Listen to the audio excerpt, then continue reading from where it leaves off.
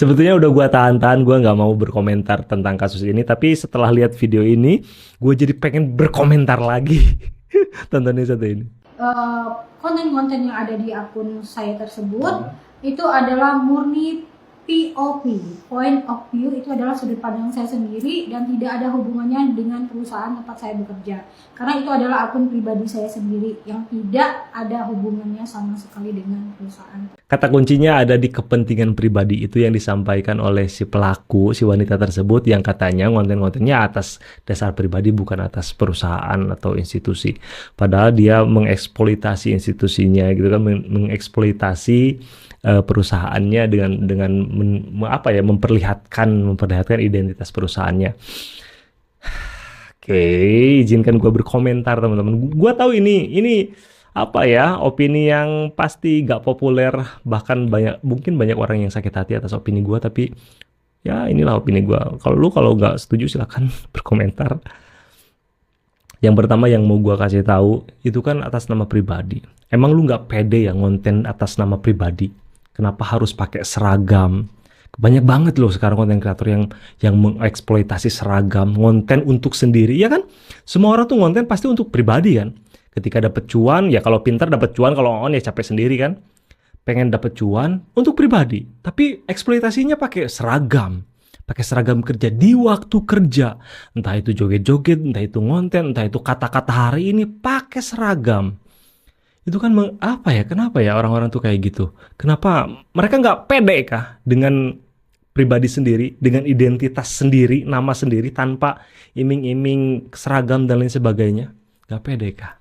Yang kedua, ini juga sekedar informasi buat teman-teman mungkin yang belum tahu bahwa di setiap institusi terutama institusi besar itu ada tim divisi kehumasan. Ada tim divisi kehumasan yang mana tugasnya mereka adalah untuk promosi, sarana promosi, dan menjaga reputasi. Mereka yang bikin konten, makanya kan sekarang setiap instansi mereka punya sosmed. Sosmednya lengkap karena ada timnya. Ada khusus orang-orang yang membuat konten. Kalau misalkan berkaca ke kasus si PT Timah tadi, pasti tuh tim humasnya tuh sibuk untuk memperbaiki citra, sibuk untuk memperbaiki reputasi, karena itu berpengaruh ke saham dan lain sebagainya. Itu pasti berpengaruh. Pun begitu yang terjadi kalau misalkan di institusi pemerintahan.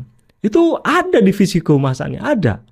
Mereka bikin konten sekali lagi, mereka bikin narasi, mereka bikin press release, isu apa yang ramai mereka tanggapi agar gak terjadi salah paham dan lain sebagainya. Itu tugas-tugas mereka. Lalu kenapa kita sebagai bukan petugasnya repot mempromosikan seragam itu, mempromosikan perusahaan lu atau institusi lu? Ngapain?